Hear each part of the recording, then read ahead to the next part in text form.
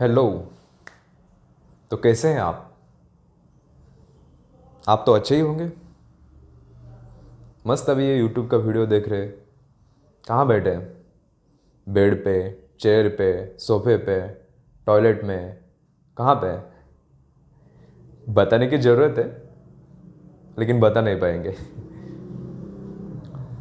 तो आज का हमारा टॉपिक है self help books doesn't help.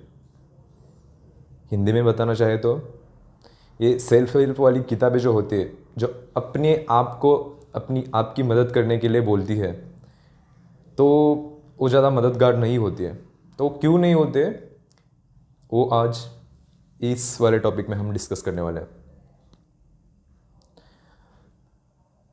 अगर आप ये वीडियो देख रहे हैं तो इसका मतलब है, एक तो आप कोई सेल्फ हेल्प की किताब पढ़ रहे हैं, नहीं तो आप मेरे जैसे हैं जिसने कि सेल्फ हेल्प किताबों का ढेर सा पढ़ लिया है। जो भी नई किताब मिली पढ़ ली है। जिस किसी ने भी, किसी दोस्त ने या किसी टीचर ने, नहीं तो फेसबुक ने, यूट्यूब ने, ब्लॉग ने या किसी इंस्टा के पोस्ट ने, जैसे कैसे भी, या किसी बुक स्टॉल वाले ने, मतलब वो तो रिकमेंड नहीं करता है लेकिन वो ऐसी इस तरह से लगा लेता है कि सब किताबें अच्छी तरह से दिख जाए।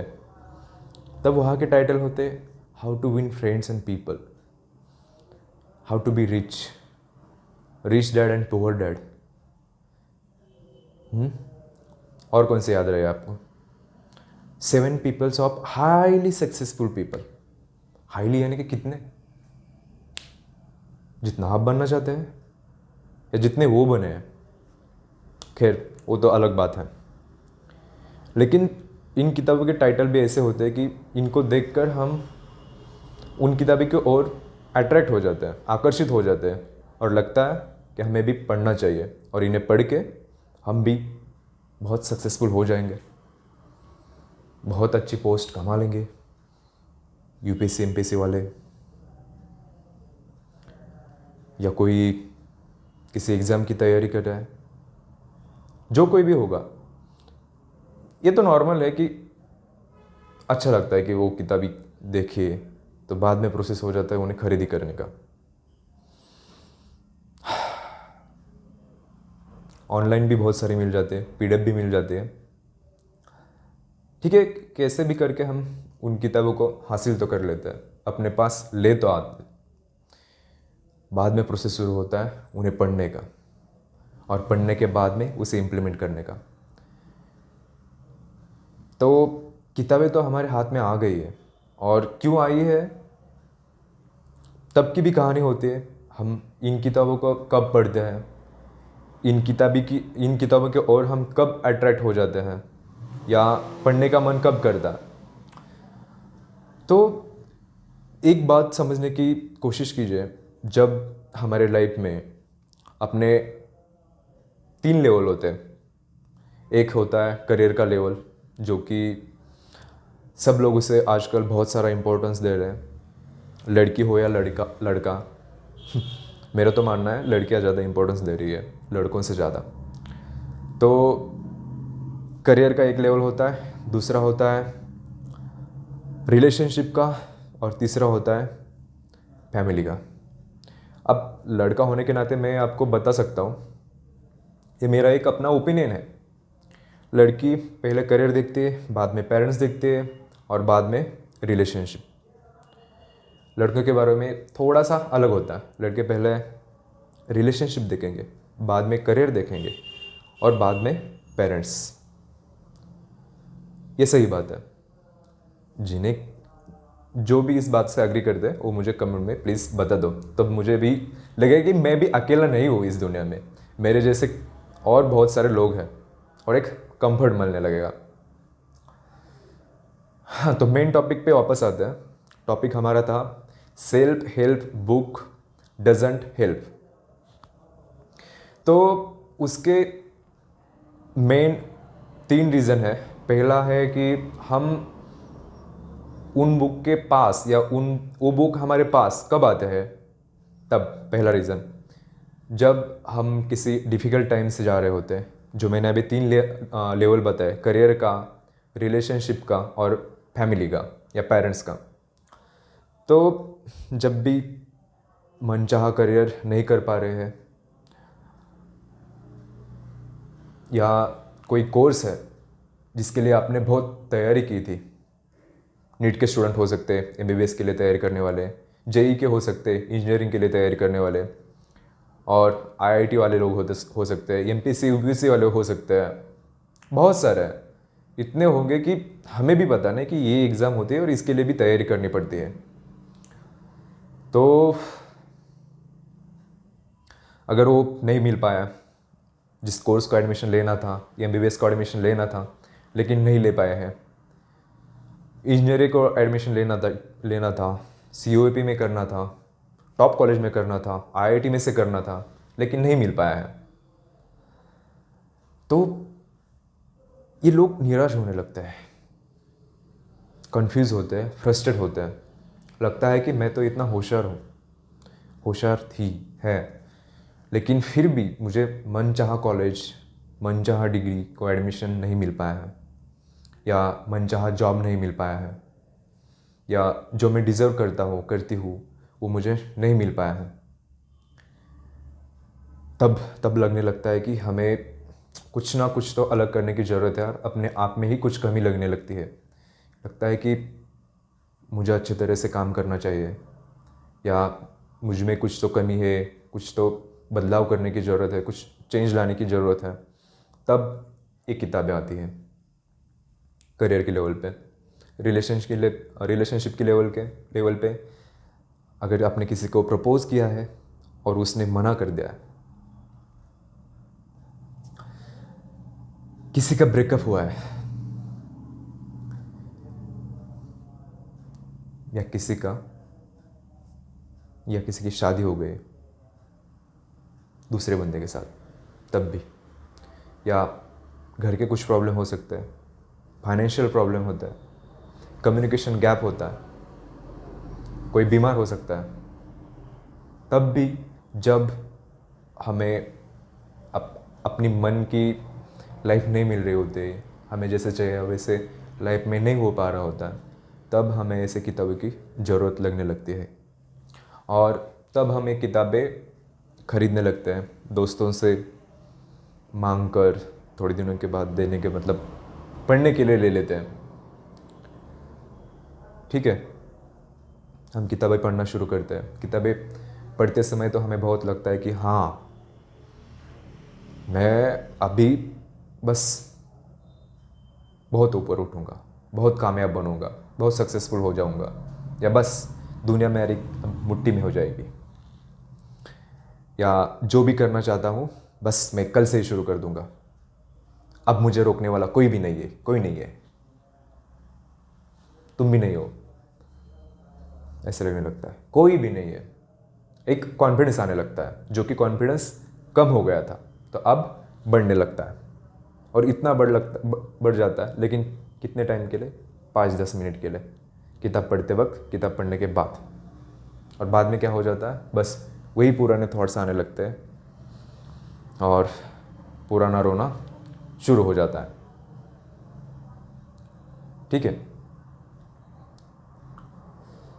तो एक तो है हम उन्हें गलत टाइम पे पढ़ना शुरू करते हैं, मतलब जब ज़रूरत पड़े तभी शुरुआत करना, लेकिन उस समय माइंडसेट ठीक नहीं होता है,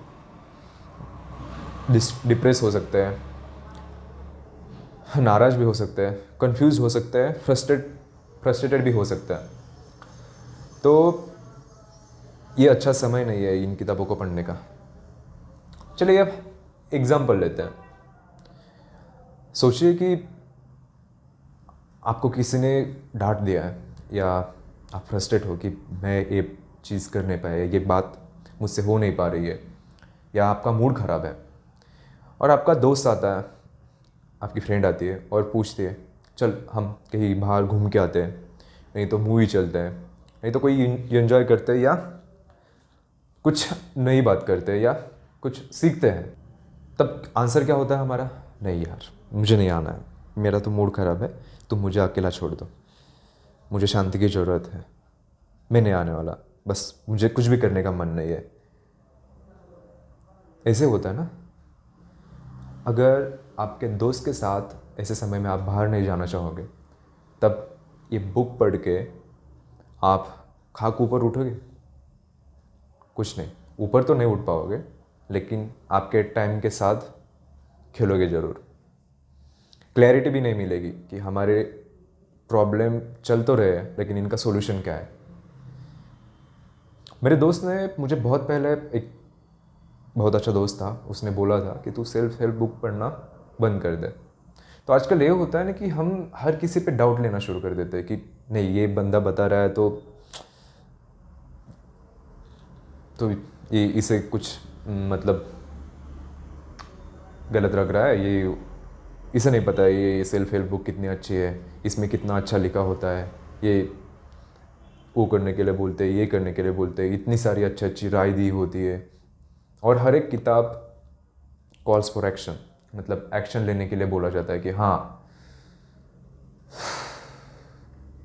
सुबह 5 बजे उठो, उठने के बाद 1 घंटा एक्सरसाइज करो, 2 घंटे पढ़ो, बाद में अपने हाथ से नाश्ता बनाकर खाओ, और टाइम से ऑफिस जाना, टाइम से काम करना, डेडलाइन को फॉलो करना, उससे पहले काम करना, अपने बॉस को ये अच्छा फील करवा देना।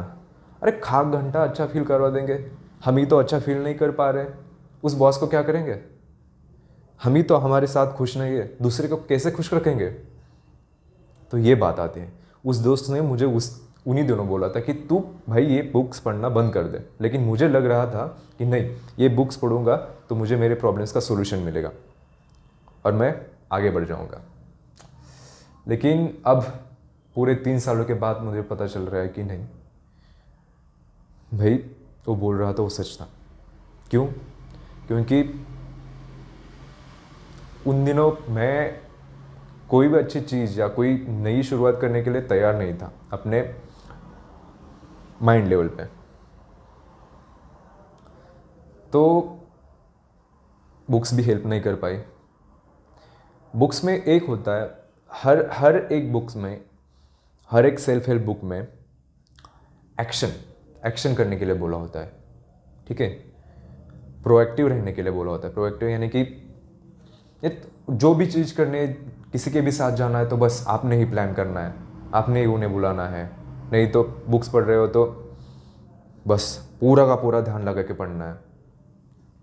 तो ऐसी चीज़ें करना मुश्किल होता है उन दिनों जब हमारा दिमाग ठीक से काम नहीं कर रहा होता, तो नहीं काम करती है बुक्स, नहीं करते। इस पूरे वीडियो का अगर आप समरी या कंक्लूजन निकालना चाहोगे तो बस यही बात है कि सेल्फ हेल्प बुक की मदद ना लीजिए। अगर आपको सच में मदद की ज़रूरत पड़ रही है, पहली बार जब आपको सेल्फ हेल्प बुक पढ़ने की इच्छा हो, तभी आप अपने दोस्त को बता दीजिए, अपने पेरेंट्स को बता दीजिए, अपने बेस्ट फ्रेंड, गर्लफ्रेंड, बॉयफ्रेंड को बता दीजिए, या उससे शेयर कीजिएगा हाँ ये मुझे बुक अच्छी लग रही है या क्या लग रहा है। तो वो बंदा अच्छे मूड में हो या अच्छे स्टेट ऑफ माइंड में हो तो वो बता देता कि यार इसकी तुझे क्या ज़रूरत है, तुझे प्रॉब्लम क्या है। उसके साथ डिस्कस करने के बाद पता चलेगा कि रियल प्रॉब्लम क्या है आपकी और उसका सोल्यूशन क्या है। अगर आप इन बुक्स की मदद लेना चाहोगे तो 2-2.5 साल तो आपके ऐसे ही लाइन में चले जाएंगे और आपको पता भी नहीं चलेगा कि क्या चल रहा है और क्या नहीं। बस रेगुलर की एक्टिविटीज़ कर रहे हैं, सेल्फ हेल्प बुक पढ़ रहे हैं और लग रहा है बढ़ जाएंगे हम भी। हाँ, बोल रहा है ना राइटर, बढ़ेंगे हम भी। लेकिन यहाँ पे एक बात समझ लीजिए कि राइटर का वो पर्सपेक्टिव है जो कि मैं मेरा अभी दे रहा हूँ, क्योंकि मैंने 3 साल वो किताबें पूरी तरह से पढ़ी है और अच्छी तरह से पढ़ी है, जेन्युइनली पढ़ी है। लेकिन एक सिंगल बात भी मैं अपने लाइफ में अप्लाई नहीं कर पाया। 7 habits of highly successful people, how to win friends and influence people, और कितनी बात बताओ, ये power of positive thinking, power of subconscious mind, the secret, और कौन सा है, winning attitude, monk who sold Ferrari, जो चिकन सूप होते, अगर उतना पैसा खाने में लगाओ ना अपने दोस्तों के साथ, तब भी उतना मूड आपका अच्छा हो जाएगा। मैं किसी भी राइटर को या किसी भी बुक को क्रिटिसाइज़ नहीं करना चाहता हूँ या उनको डिफेम नहीं करना चाहता हूँ, लेकिन मुझे तो ये एक्सपीरियंस आया है। आप भी देखिए आपके साथ क्या होता है और मुझे भी कमेंट में बता दीजिए। थैंक यू, धन्यवाद, नमस्कार।